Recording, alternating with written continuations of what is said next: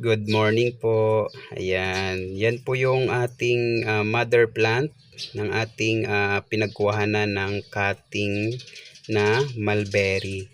Ayan po oh. Napapansin po ninyo, napakadami niya pong bunga. Ang taas po ng mother plant na yan ng mulberry ay nasa 5 to 6 feet po yan. Ayan.